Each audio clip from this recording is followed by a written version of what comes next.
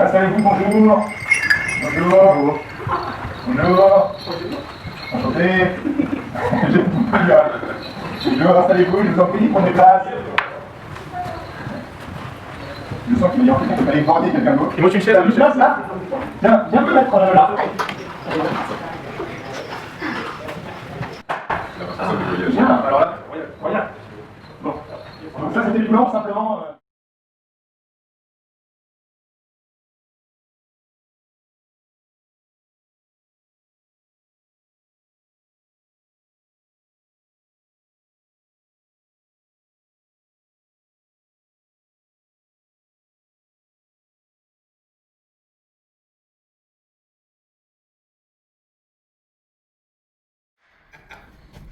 Eh bien, bonjour tout le monde, bienvenue à ce premier Frustuc post-Covid, raison pour laquelle on va tous, je veux dire, on est chapeauté distanciation sociale. On en profite pour le coup pour réexpliquer un petit peu aux gens ce que sont ces Frustuc.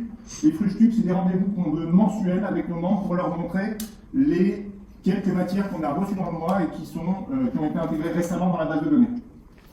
Ça nous permet d'une part de pousser nos membres à venir nous voir, et par ailleurs, ça nous permet aussi d'avoir une réponse un petit peu plus rapide de la part des différents industriels pour l'envoi de ces échantillons. Donc une fois par mois, on vous reçoit, normalement dans des conditions un petit peu plus légères, je vais dire, mais actuellement, il était nécessaire. Vous êtes magnifiques. Tout seul dans votre coin. C'est super. Alors, petit rappel, justement, concernant ces matériaux dont on va parler ce matin, vous n'avez rien à noter de particulier, c'est de toute façon pas très pratique avec les appendices qu'on a ce matin, puisqu'ensuite, sur la base de données, vous pouvez retrouver directement les informations sur les matériaux qu'on va vous présenter. Alors, je vous montre très rapidement comment ça marche. Une fois que vous êtes connecté à la base de données, vous arrivez donc sur ces milliers de matières. Il vous suffit, ici, dans la barre de recherche, de taper Frustuc 35, puisque c'est le Frustuc 35. Vous n'avez même pas à taper Frustuc en entier, vous pouvez même vous affranchir de l'une à l'autre. Il vous suffit de taper Fru, apparaissent tous les Frustuc et vous choisissez Frustuc 35, ce qui vous permet de faire apparaître les matériaux dont on va parler ce matin. Et alors je vois qu'il y en a 24, voilà toutes les fiches de ces différents matériaux. Et donc je vous propose tout bêtement de les passer en revue, les unes après les autres, pour vous parler un petit peu de ces merveilles qu'on vient de recevoir. Autre petite précision, petit rappel. Les fiches à chaque fois sont faites de la même façon, avec le nom du matériau, sa description et les coordonnées de l'industriel enregistré. De temps à autre, lorsque ce matériau nous fait penser à d'autres matériaux de la base de données, on va associer les fiches, ce qui vous permet à vous de faire des rebonds d'une fiche à une fiche à une fiche, etc. Donc il vous suffit à chaque fois de cliquer sur les matériaux liés pour faire apparaître une autre fiche qui, pour des raisons esthétiques, pour des raisons de caractéristiques mécaniques, physiques, pour des raisons de composition ou autres, ont été liées à la première fiche. Alors, le premier produit un petit peu extraordinaire dont on voulait vous parler ce matin, c'est des bas. Des bas au départ avec un aspect tout à fait classique. Vous voulez pas qu'on se présente? Très très bonne intervention de Monsieur Michel.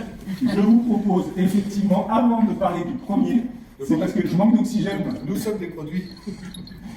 Donc je vous propose peut-être, avant d'entamer, qu'on fasse un rapide tour des personnes présentes ici. On va commencer par vous.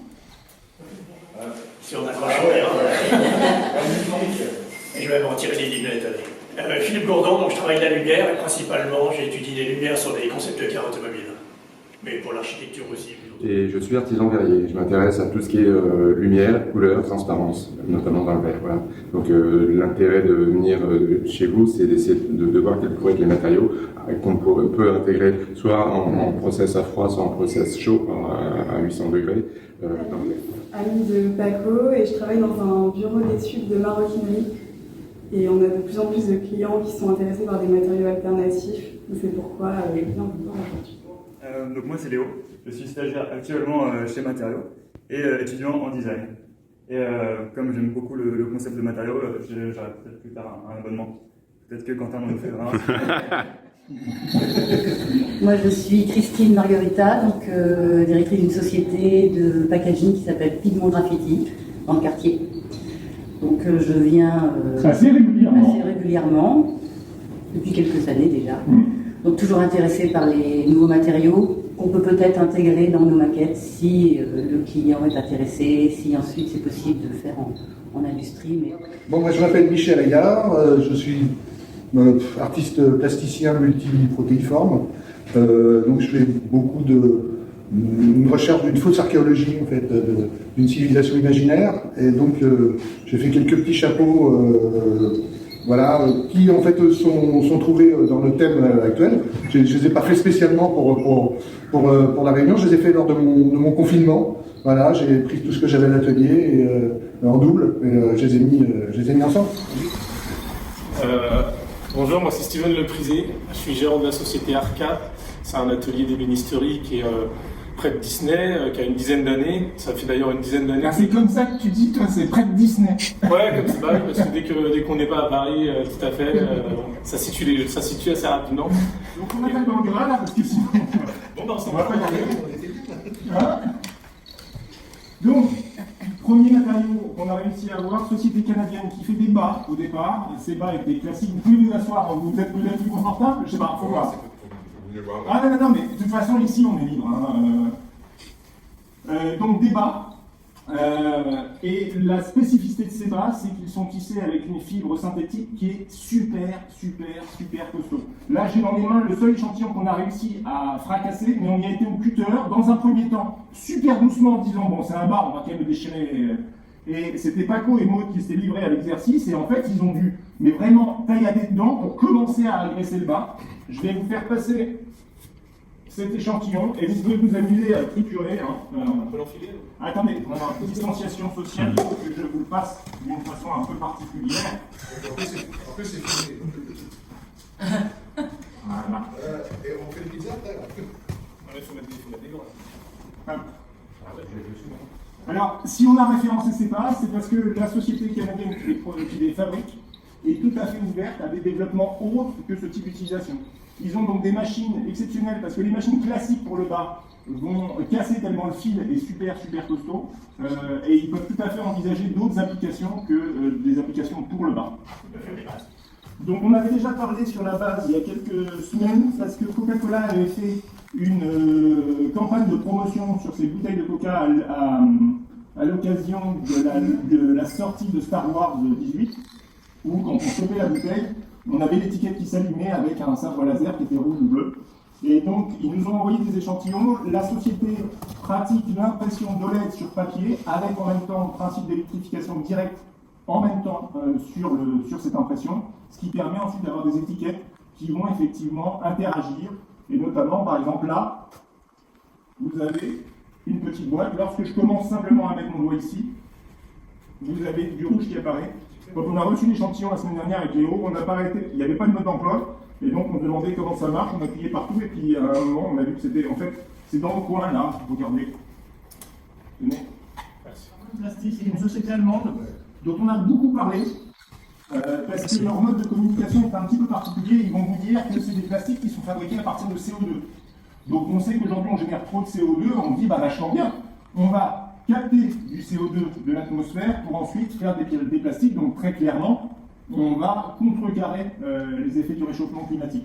Le discours, après avoir regardé un petit peu le site, est un petit peu tendancieux parce que quand ils disent qu'ils captent du CO2, en fait, ils vont produire des plastiques à partir de plantes qui vont capter du CO2. C'est-à-dire qu'en fait, ils vont faire un plastique à partir de plantes comme les autres. Et donc, ils ne vont pas capturer directement du CO2, ils vont simplement utiliser la capacité qu'ont les plantes à effectivement réabsorber le CO2. Ici, on a un récipient qui est déjà est réutilisable plusieurs fois et qui surtout est fait à partir de feuilles d'arbres, plus particulièrement l'arbre areca. Donc en fait, ce sont des feuilles qui sont pressées entre elles à chaud et qui vont former une sorte de matière rigide comme ceci. Donc l'idée, c'est d'avoir un objet qui ne pollue pas et qui est réutilisable plusieurs fois. Je vous le fais passer. Et j'aime aussi beaucoup cet objet parce que je le trouve très esthétique. Là, c'est mon produit de façade. L'échantillon que je vais vous montrer n'est pas très beau, mais il faut l'imaginer comme ça, un produit de façade, il faut l'imaginer en volume, il faut l'imaginer sur une grande surface. C'est au départ des espèces de tuiles comme ça qui sont fabriquées à partir de PVC recyclé, du PVC qu'on retrouve principalement dans les menuiseries des bâtiments, dans les canalisations, dans ce genre de choses. Là, le PVC est refondu, on en fait ce type de dalle, et ensuite, vous le voyez sur la photo, j'ai une autre photo ensuite. Tac. Voilà, ça donne ce type d'aspect. Avec, comme il s'agit de PVC recyclé, on ne va pas totalement maîtriser la couleur de ces différentes dalles, donc vous pouvez avoir un jeu ensuite sur la façade qui est plutôt assez élégant. Je repasse. Le Nevis, c'est l'échantillon que vous avez là-bas, qui est en fait une plaque PMMA dans laquelle on a intégré des diodes LED qui sont RGB, donc vous avez un effet en même temps de changement de couleur. C'est une société qui, au départ, avait été référencée dans la base de données parce qu'ils font des films plastiques souples avec intégration de LED et qui sont très très pratiques parce que ça permet d'intégrer la lumière de façon très simple via simplement une feuille que je vais associer et qui intègre les différentes LED. Là, c'est un petit peu une déclinaison en RGB qui est donc revisite des particules classiques puisque on va remonter du bois massif sur des panneaux qui ont des largeurs classiques de lames de parquet, mais avec des motifs qui sont des motifs divers et variés, et avec le côté très pratique de modules qu'on va pouvoir assembler les uns aux autres pour jouer sur quelque chose de beaucoup plus déstructuré que le parquet de Hongrie, que la latte filante classique, etc. Par ailleurs, c'est à nouveau une plaque inox qui a été gravée à l'arrière. Alors là, vous avez un motif en damier, mais on peut tout à fait imaginer d'autres types de motifs. Ce qui va, de ce côté-ci, révéler le gravage qui a été fait à l'arrière. On a vraiment une impression de relief sur cette plaque, et pourtant, si je passe mon doigt, je m'aperçois qu'il n'y a pas de relief. Ou alors, en tout cas, il n'est pas réellement sensible au doigt. C'est simplement le gravage à l'arrière qui va permettre d'avoir ce type d'effet optique. C'est une plaque de ce que je pourrais appeler du solide surface. Donc les solides surface, c'est généralement les coriandres, starons et ce genre de choses, qui sont faites avec une résine acrylique et qui est chargée de poudre minérale, suivant différents types de proportions entre les deux. Là, vous avez une alternative qui est assez intéressante parce qu'ils utilisent non pas de l'acrylique, mais du PET. Le PET, c'est le verre classique de nos bouteilles. Et donc, ils mélangent du PET avec de la poudre de quartz pour faire une alternative, je vais dire, à du carrelage, une alternative à de la pierre, une alternative à ce type d'éléments durs, en trouvant en même temps une filière de recyclage intéressante pour le PET, puisque le PET il est réputé comme étant recyclable, sauf que ce qu'on oublie à chaque fois de dire, c'est que le PET, quand je fais ma bouteille, ensuite je ne vais pas pouvoir refaire une bouteille, je vais faire un sous-produit qui aura moins de valeur que la bouteille, et donc de trouver des alternatives en termes de réutilisation du PET, ça peut être judicieux. Comme là, c'est presque plus pour vous indiquer une filière d'approvisionnement dans des petits granulés caoutchouc. Alors, je vais vous faire un petit rappel un petit peu du problème des granulés caoutchouc. C'est que jusqu'à aujourd'hui, on produit énormément de pneus en caoutchouc. Et le caoutchouc, comme tout le monde sait, c'est un élastomère thermodurcissable. C'est-à-dire que c'est une matière polymère qui n'est pas réellement recyclable, dans la mesure où je ne peux pas la refondre pour faire autre chose. Un thermodurcissable, c'est un polymère qui, une fois qu'il est devenu polymère, si jamais je le chauffe, il n'a pas les qualités thermoplastiques qui me permettent de refondre et de refaire un élément. Si je le chauffe, il va progressivement cramer. Il propose un concept en fait pour animer les éléments de séparation dans les bâtiments. Il travaille au départ sur un grillage. Alors ça peut être un filet, ça peut être un grillage métallique. Et ils ont ces espèces de plugs, de petites boules qui vont permettre de créer des séparations avec des dessins, des motifs, des photos. En fait, ils reproduisent, ils pixelisent l'image en question. On revient dans le domaine de la plasturgie avec ce produit d'emballage. Il y a beaucoup de packaging, notamment dans la cosmétique, qui vont utiliser des plastiques classiques, mais qui vont être teintés sombres. Et c'est un vrai problème ensuite en termes de recyclage, parce que plus la matière est polluée, et notamment par des pigments, plus elle va être difficile à réintégrer. Le mieux serait que systématiquement, on ait par exemple du PET totalement pur sans aucun adjuvant, parce que ça permet ensuite en recyclage d'avoir une matière qui n'a pas été polluée par ce genre de choses. Là, c'est une société qui propose une solution qui est intéressante, c'est qu'ils ont des pigments qui peuvent être identifiés par infrarouge ou par proche infrarouge directement dans la filière de recyclage, et donc de les séparer et de les traiter de façon homogène avec ce pigment. Donc ça permet effectivement de recycler de façon beaucoup plus propre les polymères à partir du moment où on peut les identifier et donc les séparer. Là, on va jouer en fait sur cette capacité qu'a la matière à être plastique via un système intégré de réchauffement de la matière. Donc vous avez une espèce de grille métallique à l'intérieur qui, lorsque on fait passer un courant par effet Joule, ça va faire augmenter la température et donc le matériau va devenir malléable. Et ensuite, j'arrête le passage de courant et donc la matière refroidit et elle va garder la forme que je lui ai imprimée. Alors, comme c'est un petit peu complexe de faire passer le courant là-dedans, on va le chauffer pour voir si ça suffit. Je vous garantis à non, mais c'est pas du tout. Si l'obtenir à un point de fusion suffisamment bas pour qu'on puisse le faire, le doigt ou un point de fusion particulièrement bas.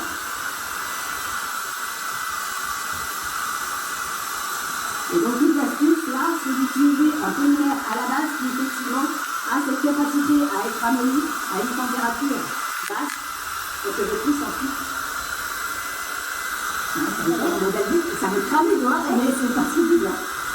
Comme tu vas en parler, Je peux en faire.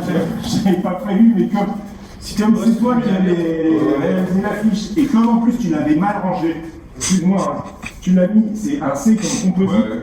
et il se retrouvait avec le doigt. Ah bah. On l'a cherché partout hier. Ah. Écoute pas. Mais donc du coup, ouais, Instead, c'est, comme a dit Quentin, c'est des résidus de brassage de bière, donc de la drèche, qui est récupérée et compressée, enfin ingénierée pour vous donner des matériaux solides qui sont utilisés dans le mobilier. Et donc du coup, ça fait partie de la famille des agromatériaux. Donc trouver une issue et une valorisation à un matériau qui est utilisé dans l'agroalimentaire ou dans l'épandage dans les champs, et lui donner une valeur ajoutée par le matériau. Mais je crois que cette matière, si jamais je lui parle gentiment, elle est toute gentille. Et si je lui parle violemment, c'est-à-dire si je l'agresse, et notamment s'il y a une énergie cinétique forte qui arrive dessus, elle va s'envolter comme ça et elle va être contente. Et donc elle va nous protéger. Je crois que tu l'as jamais fait avec chapeau. Ouais, ça c'est sûr que non. Donc c'est ça qui va être dur. Alors l'idée c'est qu'on a une sorte de pâte ici, qui est un peu souple, à première vue. Hop. Et que je vais enrouler autour de mes doigts, si j'arrive à la sortir entièrement. Hop. Bon, faut tout prendre. Alors je vais l'enrouler autour de mes doigts comme ceci. Hop. Et maintenant je vais me munir d'un marteau. On n'est pas assuré. Aïe, merde. Ouais, il est complètement bloqué en fait. Le truc. Ouais. Maintenant je vais me munir d'un marteau et venir taper sur mes doigts. Et donc l'idée c'est que comme ce matériau résiste au choc, je devrais pas avoir mal normalement. Et effectivement ça me fait rien quand je fais ça. Un petit peu, mais non. Là, Stav, c'est bon. Non, c'est bon, c'est absolument aucune douleur ressentie. Est-ce que je peux taper moi? Cette matinée, je commence par les femmes. Non. Monsieur. Monsieur. Merci.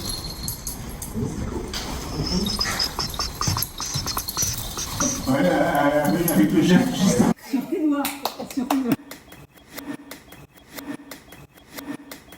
Merci à vous. Merci. Vous faites pas mal.